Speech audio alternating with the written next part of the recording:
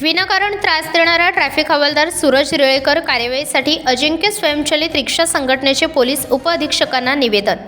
सातारा शहरात कार्यरत असलेल्या सूरज रेळेकर पोलीस हवालदाराकडून नाहक रिक्षा चालकांना त्रास होत आहे, त्यामुळे त्याची चौकशी करून त्याच्यावर कार्यवाही करावी अशी मागणी अजिंक्य स्वयंचलित रिक्षा टॅक्सी संघटनेच्या वतीने आज बुधवार दिनांक 26 मार्च रोजी दुपारी 1 वाजता पोलीस उपअधीक्षकांकडे निवेदनाद्वारे करण्यात आले आहे। तसेच या निवेदनात म्हटले आहे की बस स्थानकाबाहेरील रिक्षा थांब्याजवळ कायमस्वरूपी वाहतूक पोलिसांची नेमणूक करावी अशी मागणी करण्यात आली। यावेळी अजिंक्य स्वयंचलित रिक्षा टॅक्सी संघटनेचे पदाधिकारी उपस्थित होते। सातारा शहरात वाहतूक नियंत्रण शाखेमधील कर्मचारी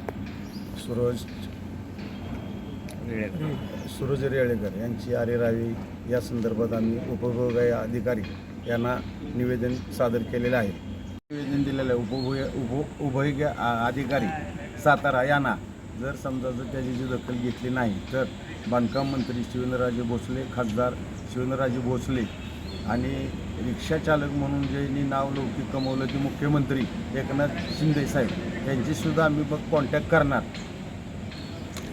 कर्मचारी रेळेकर यांच्यावर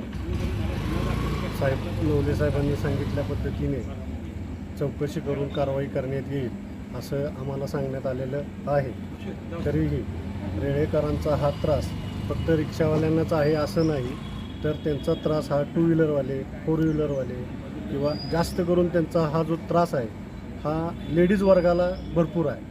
म्हणजे स्त्रियांना, कॉलेजच्या युवतींना किंवा कॉलेजच्या मुलांना असा त्यांचा प्रमाणाच्या बाहेर त्रास आहे। आणि मुद्दामून नो एंट्री जिथे संपती तिथे हे रेळेकर उभे राहतात आणि समोरून येणाऱ्या प्रत्येकाला ते अडवतात आणि विनाकारण पावती देतात, पावतीचा दम देतात। पावती नाही घेतली तर 100-200 मागतात आणि तिथून ते बाजूला जातात। त्यांना जर एखादा पॉईंट स्टँड दिला असेल तर ते एखाद्या गाडीच्या मागं लागले तर ते राजवाड्यापर्यंत समर्थ मंदिरपर्यंतसुद्धा त्या गाडीचा पाठलाग करतात। म्हणजे ते त्यांचा पॉईंट सोडून दुसऱ्या पॉईंटपर्यंत येतात। मग ही त्यांना परमिशन दिली कोणी? अशा त्यांच्या बऱ्याचशा काही गोष्टी आहेत की त्याच्यावर त्यांनी त्यांच्याच कार्यालयाने चौकशी करून योग्य ती कारवाई करावी ही आमची विनंती आहे।